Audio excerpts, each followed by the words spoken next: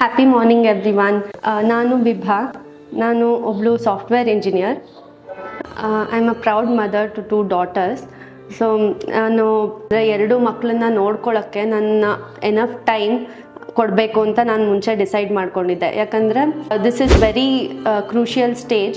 ಆಮೇಲೆ every moment and every milestone of my baby I did not want to miss it. So for that I was ready to go for loss of pay. ನನ್ನ leaves, maternity ಲೀವ್ನ extend ಮಾಡಿಕೊಂಡು loss of pay ಇದ್ರೂ ನಾನು I was able to manage my expenditures, monthly expenditures. ಇದು ಯಾಕೆ expenditures ಆರಾಮಾಗಿ ನಾನು manage ಮಾಡೋಕ್ಕಾಯ್ತಂದರೆ this is purely because of my financial decisions and investments made earlier. ನಂದು ಇನ್ಸ್ಪೈರ್ ಇಂಡಿಯಾ ಜರ್ನಿ ಸ್ಟಾರ್ಟ್ ಆಗಿದ್ದು 2016 ನಾವು ಒಂದು ಶರಣ್ ಸರ್ ಅವರ ವರ್ಕ್ಶಾಪ್ ಅಟೆಂಡ್ ಮಾಡಿದ್ವಿ. ಪ್ರೀ ಮೈಂಡ್ಸೆಟ್ ಬಗ್ಗೆ ನಾನು ಮಾತಾಡೋದಾದರೆ, before attending the workshop financial education ಅಂದರೆ ಏನು ಅಥವಾ ಅದ್ರದ್ದು ಪ್ರಾಮುಖ್ಯತೆ ಏನು ಅನ್ನೋದು ಖಂಡಿತ ನನಗೆ ಅಷ್ಟು ತಿಳಿದಿರಲಿಲ್ಲ. ಆಮೇಲೆ ಅದ್ರ ಬಗ್ಗೆ ನಾನು ಜಾಸ್ತಿ ಇಂಪಾರ್ಟೆನ್ಸ್ ಸಹ ಕೊಟ್ಟಿರಲಿಲ್ಲ. Only after attending that I got to know making financial decisions and investments ಎಷ್ಟು ನಮ್ಮ ಲೈಫಲ್ಲಿ ಇಂಪಾರ್ಟೆಂಟ್ ಅನ್ನೋದು. ಫಸ್ಟ್ ಅವರು ಸ್ಟಾರ್ಟ್ ಮಾಡಿದ್ದು ವರ್ಕ್ಶಾಪ್ನ ಐ ಲವ್ ಮನಿ ಅಂತ ಹೇಳ್ಸೋದ್ರಿಂದ. ಸೊ ನನಗೆ ತುಂಬ ಆಶ್ಚರ್ಯ ಆಯಿತು. ಐ ಲವ್ ಮನಿ ಅಂತ ಹೇಳಬೇಕಾ, ಮನಿಗೆ ಅಷ್ಟೊಂದು ಇಂಪಾರ್ಟೆನ್ಸ್ ಕೊಡಬೇಕಾ, ಅದನ್ನು ಪ್ರೀತಿ ಮಾಡಬೇಕಾ ಅನ್ನೋದು. ಸೊ ಅದು ವರ್ಕ್ಶಾಪ್ ಎಂಡಲ್ಲಿ ನನಗೆ ಮಂದಟ್ಟಾಯ್ತದು. ನಾವು ಯಾವುದನ್ನು ಜಾಸ್ತಿ ಪ್ರೀತಿಸ್ತೀವೋ ಅದನ್ನು ತುಂಬ ಕೇರ್ಫುಲಿ ನೋಡ್ಕೋತೀವಿ ಅನ್ನೋದು. ಕೇರ್ಫುಲಿ ನೋಡ್ಕೊಂಡಾಗ ಮಾತ್ರ ಮನಿ ನಮ್ಮ ಜೊತೆನೂ ಉಳಿಯುತ್ತೆ, ಅದನ್ನು ಬೆಳೆಸ್ಬೋದು, ನಾವು ಅದ್ರ ಜೊತೆ ಬೆಳಿಬೋದು ಅನ್ನೋದು. ಸೊ ಐ ಲವ್ ಮನಿ ಅನ್ನೋದ್ರದ್ದು ಇಂಪಾರ್ಟೆನ್ಸ್ ಅದೇನೆ ಅಂತ ನಂಗೆ ಅನ್ನಿಸ್ತು. ತುಂಬ ಕ್ಲಿಯರಾಗಿ ಹೇಗೆ ನಮ್ಮದು ಗೋಲ್ಸ್ಗೆ ನಮ್ಮ ಇನ್ವೆಸ್ಟ್ಮೆಂಟ್ಸ್ ಮಾಡ್ಬೋದು, ಎಷ್ಟು ಪರ್ಸೆಂಟೇಜ್ ಯಾವ ಗೋಲ್ಗೆ ಹಾಕಬೇಕು ಅನ್ನೋದೆಲ್ಲ ನಾವು ಕಲಿತಾ ಬಂದ್ವಿ.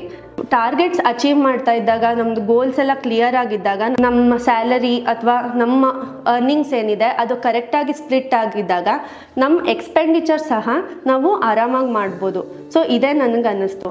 ಇದರಿಂದ ಮುಂಚೆನೇ ಪ್ಲ್ಯಾನ್ ಮಾಡ್ಕೊಂಡಿದ್ರೆ ನಿಮ್ಮ ಫಿನಾನ್ಷಿಯಲ್ ಗೋಲ್ಸ್ನ ಅದನ್ನು ಈಸಿಯಾಗಿ ಅಚೀವ್ ಮಾಡ್ಬೋದು. ನೀವು ಯಾವುದೇ ರೀತಿ ನೀವು ಅದನ್ನು ಸ್ನಬ್ ಮಾಡೋಷ್ಟಿಲ್ಲ.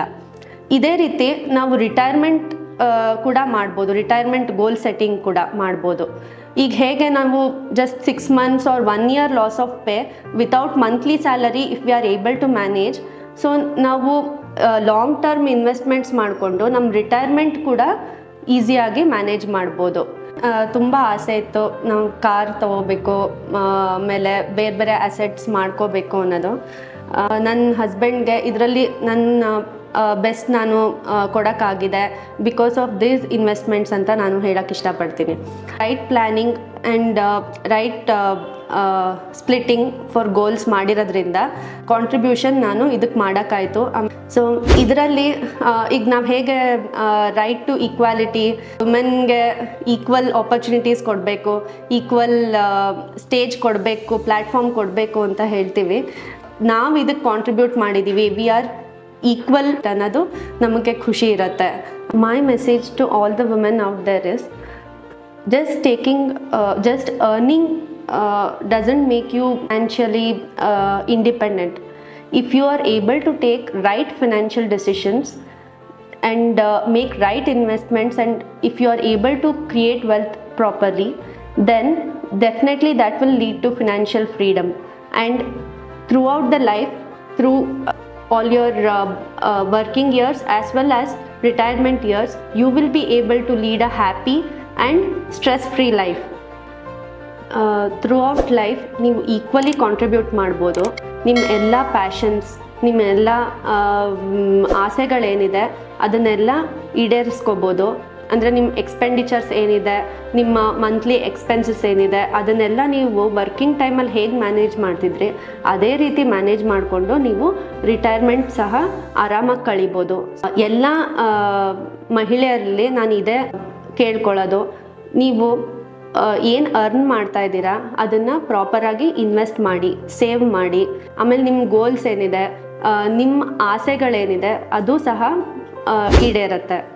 ಆಮೇಲೆ ನಾನು ಇನ್ಸ್ಪೈರ್ ಇಂಡಿಯಾಗೆ ಈ ಆಪರ್ಚುನಿಟಿ ಕೊಟ್ಟಿದ್ದಕ್ಕೆ ನಾನು ತುಂಬ ಧನ್ಯವಾದ ಹೇಳ್ತೀನಿ.